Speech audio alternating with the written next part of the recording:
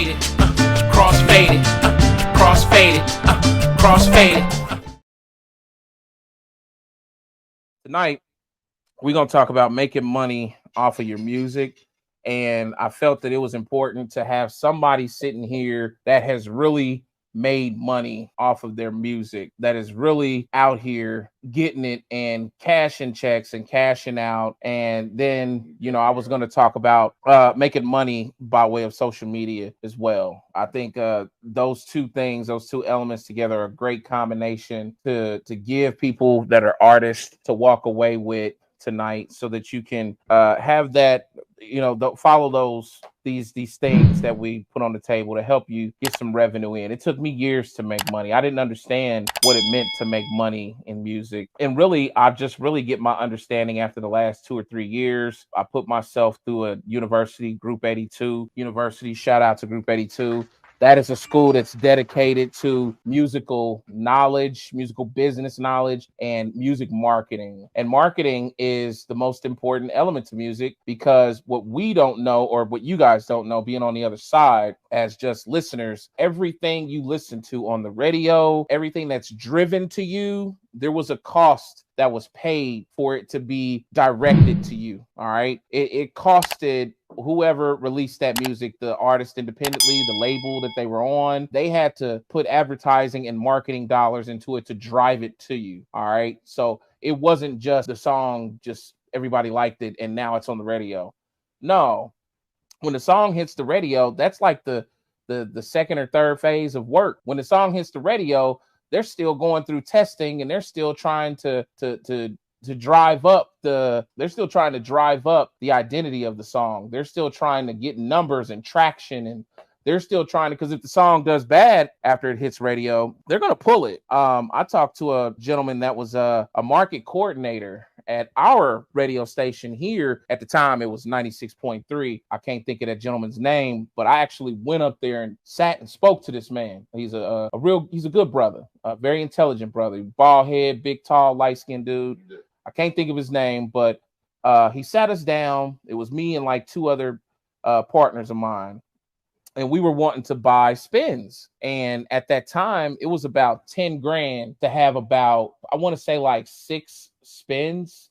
And we still, even with that 10 grand, we couldn't call like our slot. We couldn't call what time of day they was going to put us on there. So we were going to have to get put on the radio as they saw fit at that time of day for those next spins. And it was going to be like 6 spins in like 3 or 4 days. So people were going to hear the song 6 times over the next 3 or 4 days. And then I was going to have to, because we were a collective, we're going to have to pay another $10,000 to do that again. The hope that you have when you're independent is that it catches fire and then people start calling the radio station and they're like, play it again. So they force in the radio station to play it. That's what you hope for. But that it often doesn't happen. The songs you like the most, they were shoved down your throat. They were driven all across your social media platforms. They were constantly marketed to you because of things that you liked, that you followed or subscribed to, depending on what platform, and viewed. Ain't no difference for me down the day. I ain't being right, but I ain't wrong in the wrongest way. I ain't no devil on that level, but I'm far from a saint. Got blood diamonds on my bezel, because they said that I can't. And then there's algorithms that send these artists or these singles in your vicinity. So that's how this works abroad when you're dealing with the radio station, which is a massive leg to music. Talking to Young Bleed one time, and I remember Young Bleed telling me to get all of the radio stations necessary across the southern seaboard, it was going to take about 250 grand to cover the southern seaboard. And that was like a 60-day rotation. So they're going to play your song for 60 days. No telling how many times a day, what time of day, across all them states, Georgia, Mississippi, Texas, Florida, for 250,000. We released a video not too long ago, and there's a young artist in this video. I can't think of his name, but he was telling me that was the case for him right now. And he was a young dude. I can't think of who he was. I want to say his name was Iceberg something or Berg, something like that. And he a dude to be singing and rapping and whatnot, more so singing. But he was talking about, how he was facing that, and how, the advance really was, evaporated. You know what I mean? So, yo, how would you like to get a pair of Jordan 11 Cool Grays for $15? Yes, I'm dead serious. That's right, get these Jordan 11 Cool Grays size 7 wide for only $15. Dead serious, $15. There's 4 steps to win them. First, go to your YouTube page. Make sure that you subscribe to Omega Classic Records. Go to Cash App, pay your $15 fee at that handle right there. Comment done under this post and tune in to the next episode of Crossfaded. Right there, pay your Cash App fee. You see it right there, Kicks Casserole 33. If you do not watch the episode of Crossfaded, you will not be able to win if you're not present. There's only 25 slots available, so make sure that you get your slots. Stop. I know you're thinking this shoe isn't my size. I don't have anyone to gift it to. It's too small. It's too big. That's okay, because guess what? You're getting $230 some odd worth of return on your investment for $15. Keep that in mind. This shoe is also an investment. Also, you get a cool Crossfaded t-shirt and another special gift that I haven't mentioned yet. This is crazy. $15. Have you ever bought some Jordans for this cheap, especially 11s? Nigga hungry. Open your eyes. Here's Slice tuning in saying, once a song hits the radio, 99% of the time they're testing the market and more. Absolutely. And this is coming from Chris Slice, man. His name is Slice, but he's my friend. I gave him that nickname is Slice. So whenever I say Slice or Chris Slice, I'm talking about him. And you've seen his commercial. He's somebody that knows inner workings of music and has encountered inner workings of music multiple times. So you heard it. Your song is running test when it's on the radio. It may not even make it, but you still have to pay that $250K to spread across that southern seaboard. BalBoa is somebody who I have found to push music and drive his streams, views, and people are just, taken to it. And people are, man, like, you getting views, you getting interactions, you getting what an artist wants. Hey, what we're trying to do is just like put out good music, relatable music. Yeah. And I can't move like I'm Jay-Z or J. Cole or Kanye because like I don't have the built-in fan base, or like you said, the backing of a major label to be able to afford that kind of marketing campaign to push your songs to radio. So we're just putting out as much content as we can, just trying to overload people. All it's going to take is one song, one video, one thing to go viral, then it's going. But through that, each day, each week that we put out new stuff, we're building a fan base so that when we do re-release a new album, or everything we do is just snowballing, getting bigger and bigger and bigger and bigger. But as far as like as an up-and-coming artist, the way you're going to make most of your money is when you're doing shows, like selling merch, pushing your merch. Yeah. Streams, I mean, I'll get a couple $100 here and there every month or so, but I mean, they ain't really paying you like that until you break big. But the merch is where you're going to get it at. Yeah. The merch, and the game or just the merch? The merch at your shows is where you're going to make most of your money. But like me, like Megan was saying earlier, I do audio engineering, so I can make money off like mixing people's files or stuff like that. But even as like an artist, man, it's like $50 to $100 for artwork. Videos are anywhere between $300 to $300 to as much money as you want to spend. Wow. Then you got so many scam artists, promoters out here trying to get you to pay to be on shows. A lot of scams. You got scam artists, A&Rs want you to pay them for their promotion. Like everybody got their hand out. But so do you get anything from the gate though? I mean, if you're not stupid, but like a lot of these artists are so naive when they first get into music that they're like, hey, this person wants to work with me, but it really you're not working with them, you're working for them. Like you're just paying them the ability to have a show without them having to really pay no money. Right. And they're living off your brand. Living off your brand or eating off you. And they're using you to promote their business and put money in their pockets. So that as far as up-and-coming artists, just don't be so naive. I know it's hard because you're excited about your music and you want to win, but there's a lot of scumbags in this. Oh my God. Yeah. I mean, you can't show this cat without hitting the damn cigar back again. Yeah, if it don't sound right, don't believe Don't it. do it. Don't do it, Lamont. Don't do it, Lamont. Yeah. When I had an occasion one time where his name is Jay Will. He in our community as artists. Jay Will, and then he had a woman that helped him with a lot of administrative work. Her name was Lori. You should be jumping. Jay Will and Lori, man, and they invited me to this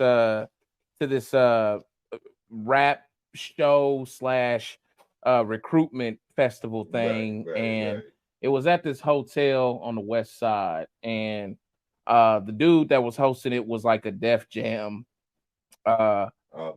he was like a Def Jam affiliate or a Def Jam administrative figure. And then we got there, and then you had a room full of people, and everybody was to rap a verse, and then they were gonna choose if they wanted to roll with you. And I showed up, did it. He chose me, and then the shit ended up being a whole scam. You know what I'm saying? He was going from state to state.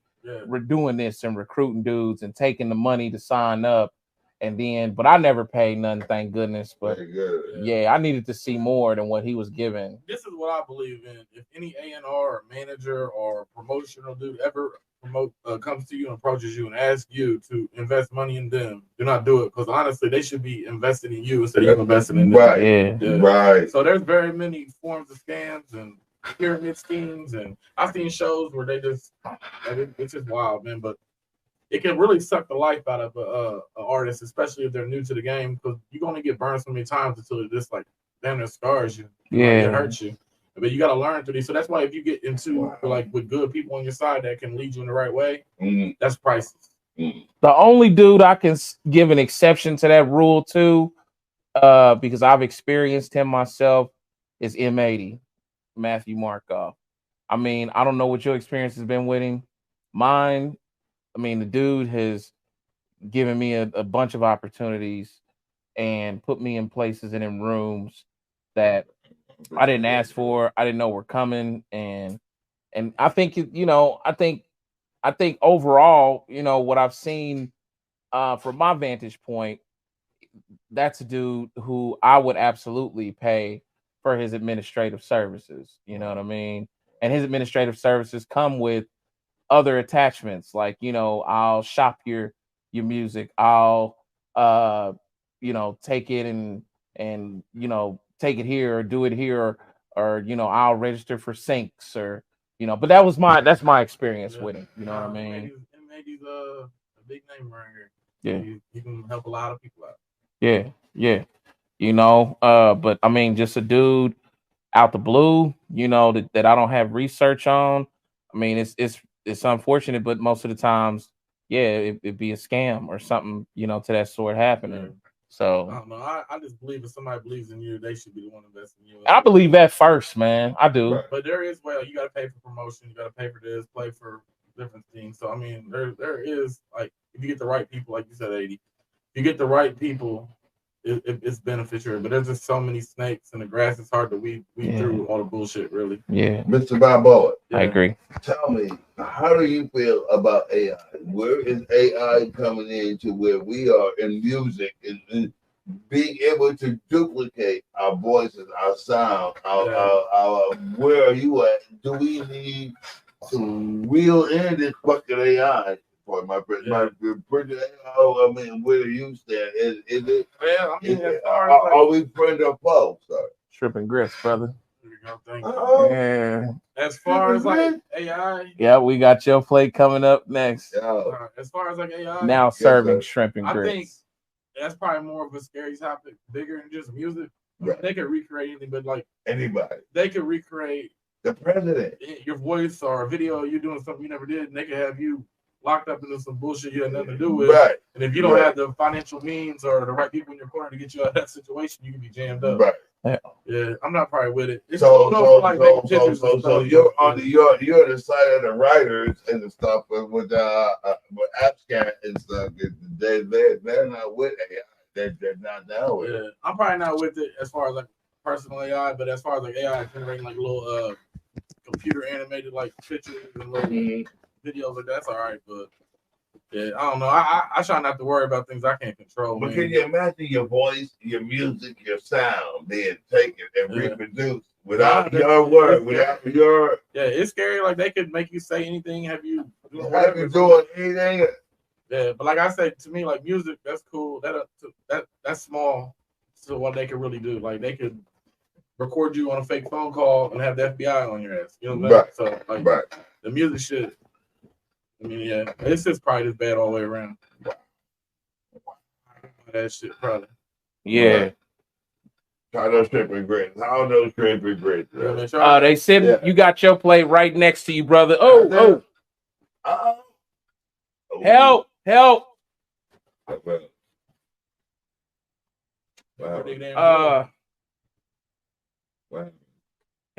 Got some drippage, man. Do me a favor real quick. Okay, I can clean this up. Turn this for me. You made a mess? Yep, come back that way. Push him going back. Keep going. Boom. Okay. Yep, I'm good, and I'm good now. I thought it was just spilling. I'm like, oh God, help. I'm sorry. What you got going on? My PA is wonderful. And I love her to the moon and back. Oh my God. Absolutely.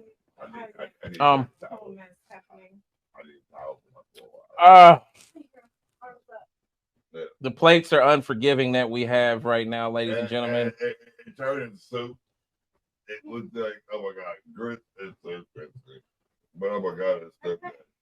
It's so good. Fantastic. Oh my God, they're amazing. Oh my God.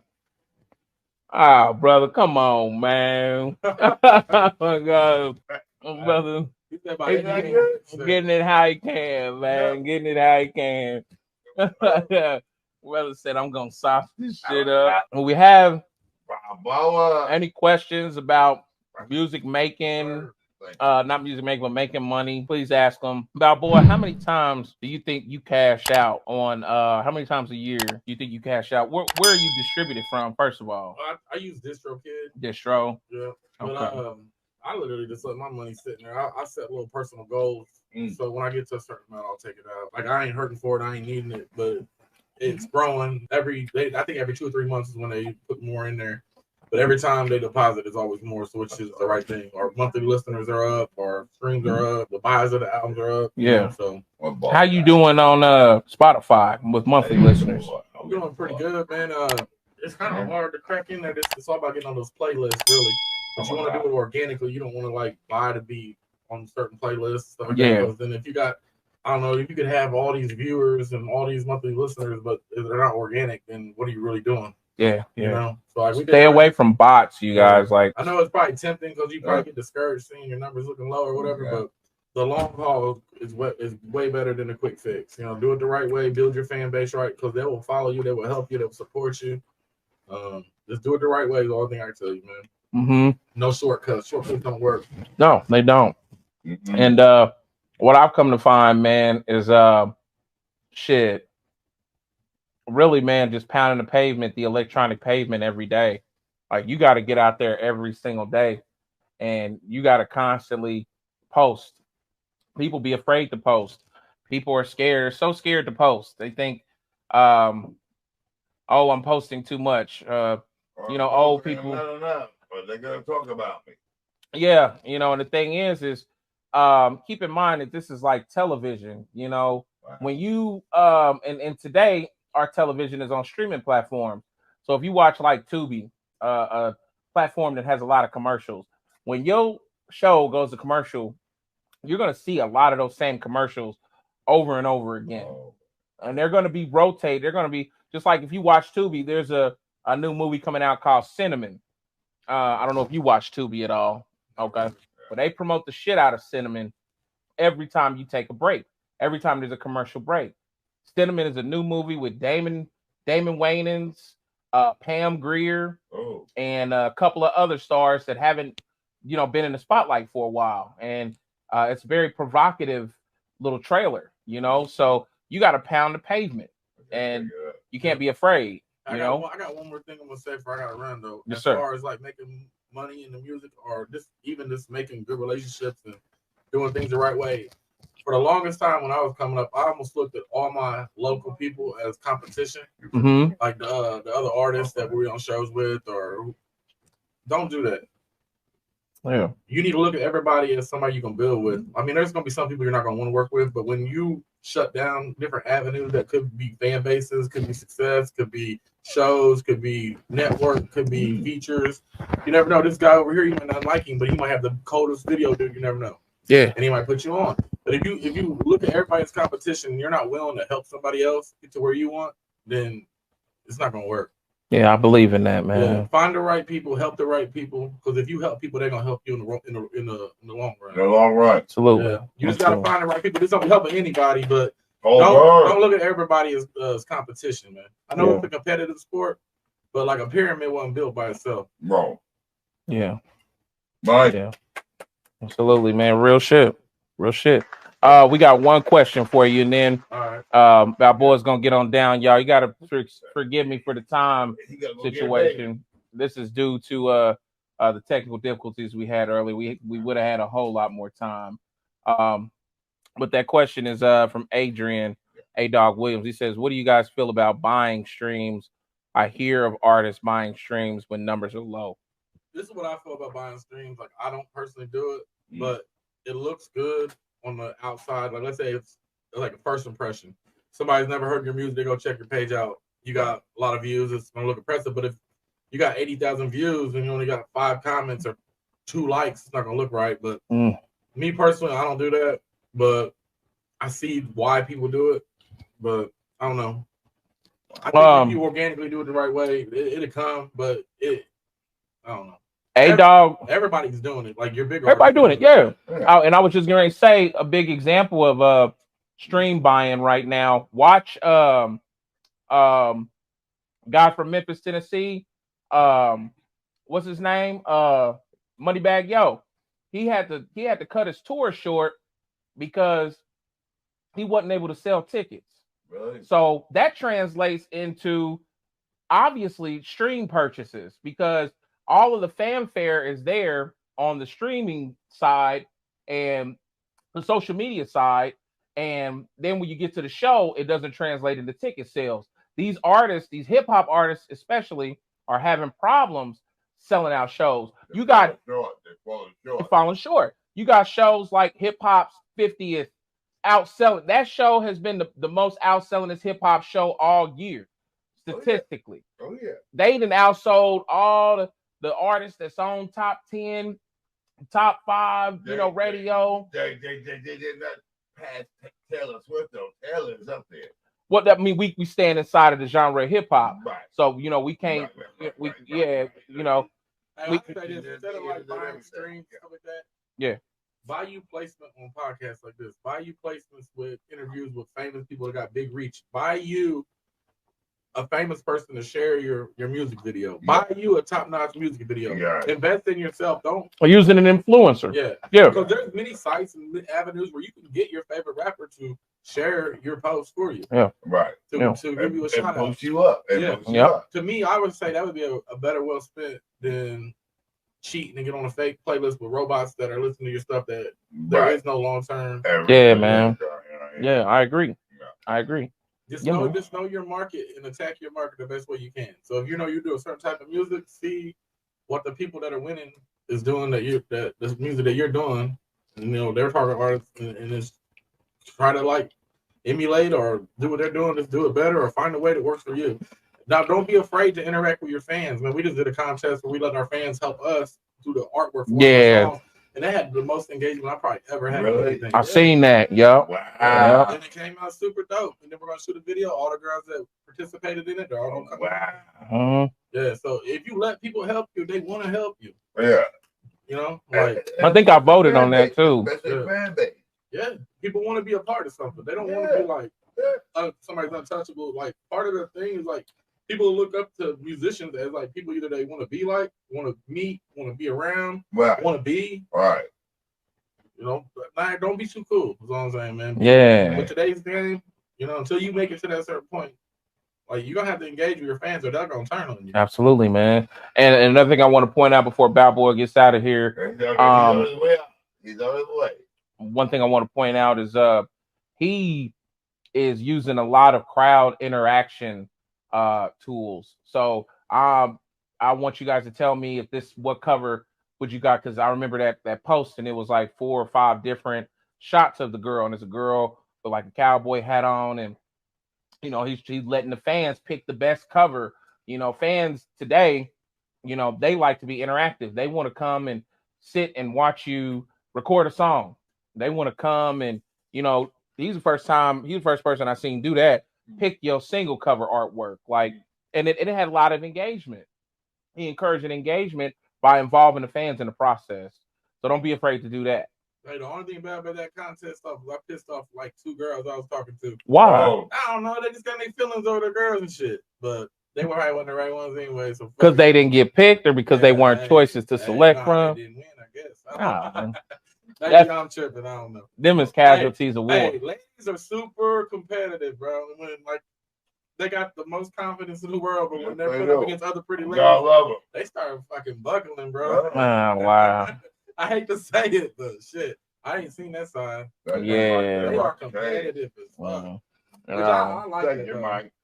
I say it like this, ladies, especially the ones in Indianapolis. If y'all feel y'all that competitive, then take your ass to California and put yourself up against girls who's 365, sunbathing, working out, and doing everything they can to stay on somebody's camera. Wow. You gonna come home feeling defeated.